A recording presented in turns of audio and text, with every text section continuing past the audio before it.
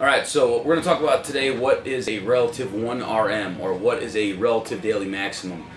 So the word relative is important there. So what that actually means is the highest amount of weight you can lift for that actual exercise with technical proficiency in solid quality, safe form, with appropriate recruitment, muscle firing patterns, things of that nature, without breaking down in any one place substantially. So what kind of score would you give yourself? Would it be an A minus, an A plus, an A, B plus, minus, a C, or an F, etc.? So really understand that if the quality of your form is breaking down as you go, you're deteriorating technically, and it's a relatively different exercise and lift. So especially as you're learning, the main goal here is to master technique and make it automatic and almost as a reaction. So you want to get to where you can add loads, and as you add weight, there's no technical breakdown. So if you can lift, snatch, or clean jerk a PVC pipe or barbell with perfect form, but add 1 pound to that bar, excellent, it stays the same. When I add 2 pounds, 3 pounds, 4 pounds, it stays the same. When I get to 5 pounds, it breaks down. That means you've kind of reached your technical limit. So you got to keep, there's some gray area in here in terms of what the breakdown is. Some areas are bigger than others, whether it's you may shift your center of gravity and lose a little bit of balance, versus as you're back rounding over and humping over, putting you in a flexed spine where you compromise your safety, or your arms are bending, or you're severely breaking down technical patterns. It's one thing to make one mistake on a set because of a mental error. It's another if you got to be honest about whether you found your limit or not. So depending on where you are at in your training age and your experience and exposure to the lifts, that's going to mean something different as you go.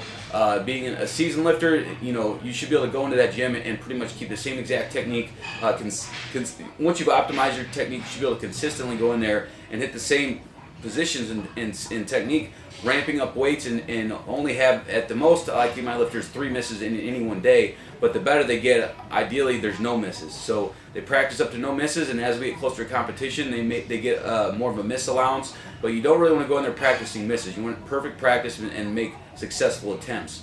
There are days through the week, for us a lot of times it's Saturdays for the snatch and clean jerk, where we may allow more misses because we're really going for it and kind of treating that as a meat mock sort of day. But typically what that relative daily 1 RM means is the highest weight you can achieve without technical breakdown.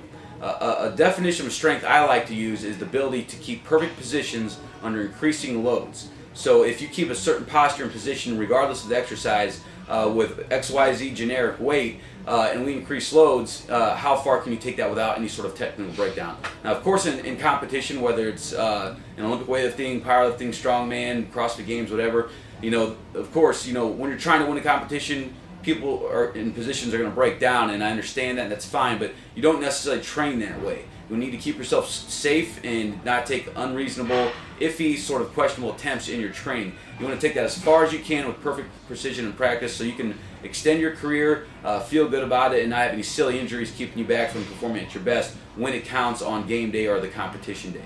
So you're practicing the best positions you can, and then from there we may work a certain percentage of that load to hit some more volume in practice, or whatever our auxiliary lift for that day is to reinforce whatever your technical breakdown might be. So we might work up to where that technical breakdown even occurs, or if we know what your actual faults are, and then from there we're going to really work on that problem so the next time we train, that technical breakdown is less of a problem, and perhaps it's not there as much in the next workout, and we find higher limits.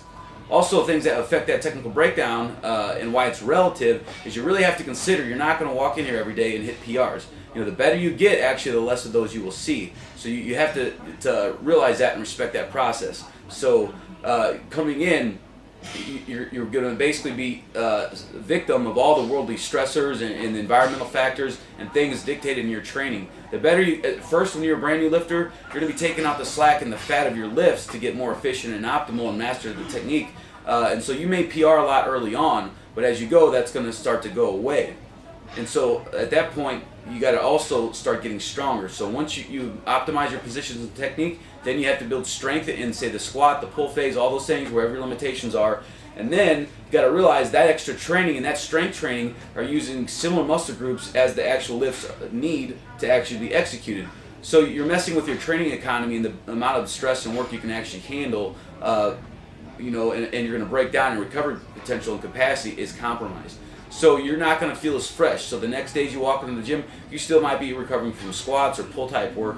So you might find that your technical limit is a little bit lower and compromised for a short period of times, which is absolutely fine, and that's normal and to be expected. The better you get, that's also part of why you see less PRs and 100% weights all the time. So you got to lower the bar a little bit. As long as you're technically proficient, you're practicing the best positions you can, you got to be reasonable and understand that there's a bigger picture here. You're investing into your future, and you're making the proper investment for bigger PRs down the road. So put in high quality training, perfect practice, work on your weaknesses, build overall total body strength and positions, and that relative max will start to ultimately build in the big picture. So when it's testing time and you're ready to go after a big PR attempt, you're well prepared and ready because you've managed all the elements. So don't get the wrong idea that a 1RM is 100% PR weight or the best weight you've ever lifted. That's unreasonable and not expected whatsoever. This is all about perfect practice. In the snatch and clean jerk, it's much like learning how to putt or golf. The nuances of having to really perfect an art form in the snatch. The snatch takes less energy out of you, shouldn't beat you up as much, and you should be able to go in there and hit much more high quality, higher percentage snatches relative to your 100% RM. The clean and jerk's a bit heavier. It's more like shooting hoops, let's say, but it still should be like a basic skill practice like a sport, and it shouldn't be kicking your ass like running into walls or perhaps like doing big heavy squats or deadlifts each day. A little bit more taxing the snatch, but you won't get as many of those high cleans worked in as you would in the snatch. Definitely heavy squatting and heavy pulling will affect your clean and jerk much more than the snatch. Interesting phenomena. But at the end of the day, realize that you're not going to come in and hit that PR every single day. So it's very relative. So enjoy and try not to beat yourself up in the process of finding your technical limit each day. And this is just practice, and you need to refine and master that art and science of mastering the Olympic lift.